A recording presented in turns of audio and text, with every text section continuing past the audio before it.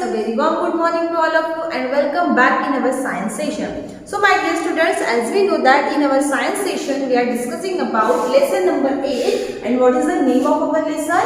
Yes, the lesson number 8 name is adaptations, how plants survive. Means we are discussing about adaptations in the plants. Regarding this lesson, already we have started some points, or already we have learned some points. We have discussed about the adaptations in the terrestrial plants. Okay, and what is meant by the adaptations? Adaptations means what? Some special features the organisms are having, and because of that special features, the organisms can live in their surrounding properly or easily. Okay, so in today's session, we are going to move for the next one point from the same lesson. That is, we are going to discuss about aquatic plants and their adaptations. As we know that there are the two main categories of the plant, that are terrestrial plants and aquatic plants.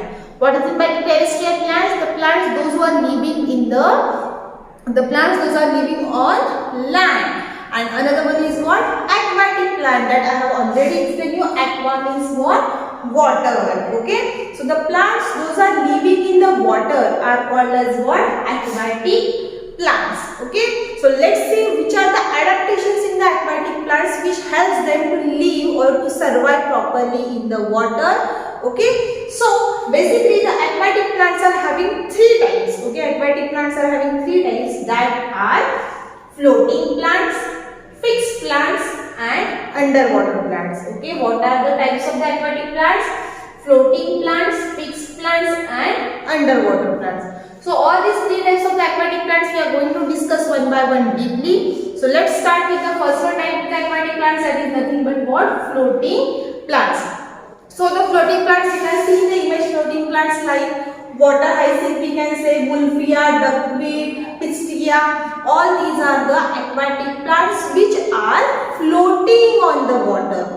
Now what is meant by the floating? So my dear students, just now we have enjoyed our rainy season. Whenever there is a rainy season, you are making the paper boat and living in the water. So what happens? That paper boat goes under the water? No, the paper boat does not get under the water. It can just float on the water. Okay, the leaf we will take and it will insert in the water. Then also that leaf will get float in the water. It will not go inside in the water. Okay, so the things which are remain on the surface of the water, we are calling one floating in the water, like that. Okay, so there are the certain plants those who are just remaining on the surface of the water. They are floating on the water. So like that, these are the some examples which are, we can say, water hyacinth, Wolffia, duckweed, pistia.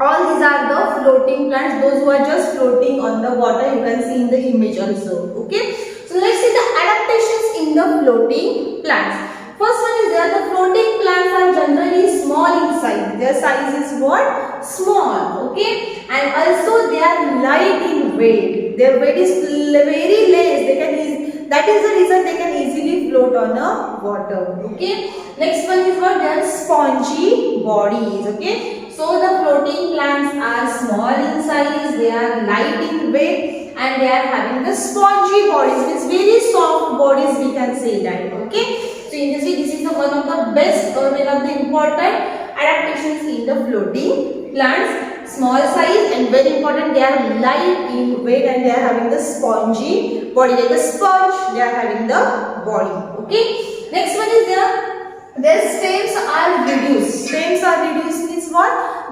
They are not having the well developed stem. Okay, generally the plant is having like this structure. They are having stem, then leaves, then roots. Okay, but this floating plant does not have proper stem. The stem, we cannot predict which is the stem, which is the roots. Okay, so the stems are reduced in the floating plants. Next one is they don't have the well developed roots. Okay, so the roots are not well developed. In the floating plants, the stems are reduced and the roots are also not well developed. Okay, so you can see in the image first again how exactly the duckweed is there and the water hyacinths are. Okay, so exactly they don't have the proper stem and the proper root system. Okay, so in this way the stems are reduced and the roots are not well developed. And the next one, adaptation in the floating plant, that is what? The leaves are very thin. Okay, the leaves are thin, and also they are having the waxy coating on the leaves. Waxy coating on the leaves, because as we know, if we are talking about the aquatic plant, it means what? Throughout the life they are remaining in the water. So it is important to prevent the entry of the water in the plant. So to avoid the entry of the water in the leaves are having what? Waxy coating. Okay, so which helps to avoid the entry of the water in the leaves. So initially these are the certain adaptations in the floating plants, that are what? They are small in size, light in weight and spongy bodies. Stems are reduced and not well developed roots. Also the leaves are thin and waxy. Okay. Now we will move for the next one types of the aquatic plant, that is what? Fixed plant. Okay, we are going to discuss about the fixed plant. So let's see what is meant by the fixed plant. So there are the certain plants, there are the certain aquatic plants which are fixed to the ground. Okay, which are fixed to the ground. Okay, as we know that under the ground also there is what? Land. Under the water also there is what? Land. So there are the some plants which are get fixed under the water in the land. Okay, they are getting fixed under the bed. They are fixed to the bed of the pond. Okay, they are fixed to the bed of the pond. That's why they are called as what? Fixed aquatic plants. For example, we can say the water lily and lotus. Okay. So let's see the adaptations in the fixed aquatic plants. First one, the plants are having the hollow and light stem. Very important, light is there only. Okay, here also we have seen in the floating plants, the stem is what? Light. Okay, or the size and the weight of the plant is light. Also same adaptations we can see in the fixed aquatic plants. Okay, in the fixed aquatic plants, the stem is hollow and light in weight. Now hollow means what? The inside there is nothing, just the cavity is there. For example, we can say the water pipe. The water pipe, if you see from one side, then we can see the another side also. Means inside there is nothing, like a straw. In the straw there is nothing. Whenever we are sucking the water, it comes up in our mouth. Okay. So hollow means what? The inside portion of the tube is totally empty. Inside portion of the tube is totally empty. Just the tube is there, but inside the tube there is nothing. Like that, it is there hollow. Okay, inside cavity is totally empty. Okay.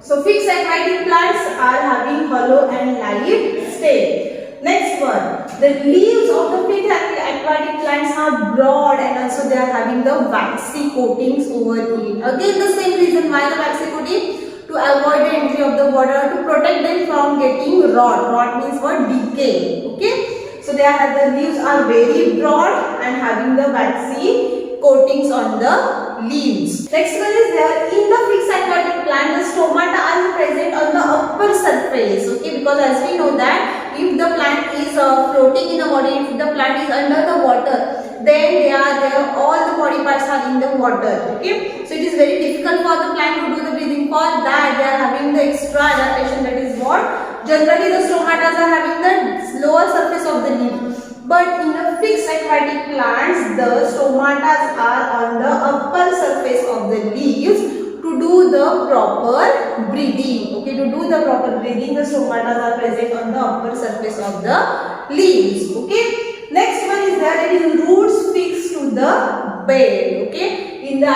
fixed aquatic plants, the roots are getting fixed to the bed of the pond. Okay, roots are getting very firmly fixed into the bed of the pond. Okay, so in this way, these are the certain adaptations in the fixed aquatic plants. That is what? They are having the hollow and the light stem. Because of this light and the hollow stems, the leaves and the flower can float on the water very easily. Next one, they are having the broad and the waxy coating leaves. Also, the stomatas are present on the upper surface of the leaves, and they are having the roots which are fixed to the bed of the pond. Okay, so these are the adaptations in the fixed aquatic plants. Now we are going to move for the last one types of the aquatic plants, that is underwater plants. From the name only we can say underwater means the whole body of the plant is under the water, totally cover the plant with the water. Okay, so let's see the adaptations in the underwater plants. So the plants like a tag grass, plants like or the some plants like a pond weed, tag grass, seaweed grows and remains under the water. They are growing in the water and remains in the water for their period of time, for the long period of time. Okay, so let's see the adaptations in them. Very important. The plants which are underwater, they are having the leaves, which are, how are their leaves? Their leaves are long and like a ribbon shape. Okay, very long are there. Okay, so the leaves are long and ribbon, and also they are narrow. Okay, we are seeing the image, take grass, how is it? The leaves are long, ribbon and like a narrow shape. Okay, the leaves are narrow, long and like a ribbon. Okay, next one is there. They grow, the leaves are grows in a cluster from their roots and do not have stomata. Now cluster is what? These are the roots. Okay, these are the roots, and from the roots they are growing in a group. Okay, bunch togetherly they are growing like this. Okay, it is what? Cluster, group of the leaves. Okay, so they grows in a cluster from the roots. They grows in a cluster from the roots. These are what? Roots, and these are leaves. Okay, and very important, the underwater plants do not have stomata. For that also reason is there. If there will be the stomata, then what will happen? The water will enter in the body of the plant and it will get destroyed. The plant, it will start to decay or rot on the plant. That's why the underwater plants do not have stomata. And next one is there for breathing. If they don't have the stomata, then how they are doing the breathing? For breathing, what they are using? Their whole body surface they are using to do the breathing. Okay, so they are doing the breathing through the body surface. The underwater plants breathe through their body surface. Okay, so these are the adaptations in the underwater plants. The ribbons are, the leaves are very long like a ribbon and the narrow in a shape. Their leaves grows in a cluster from the roots and they do not have stomata. Also for breathing they are using their body surface. Okay, so my dear students, these are the all types of the plants, of the aquatic plants and their adaptations. Today we have discussed about what? The types of aquatic plants, that are floating plants, fixed plants and underwater plants. Okay, so my dear students, this is all about today. Today we will stop here. We will meet in the next video with the next point. For today, thank you.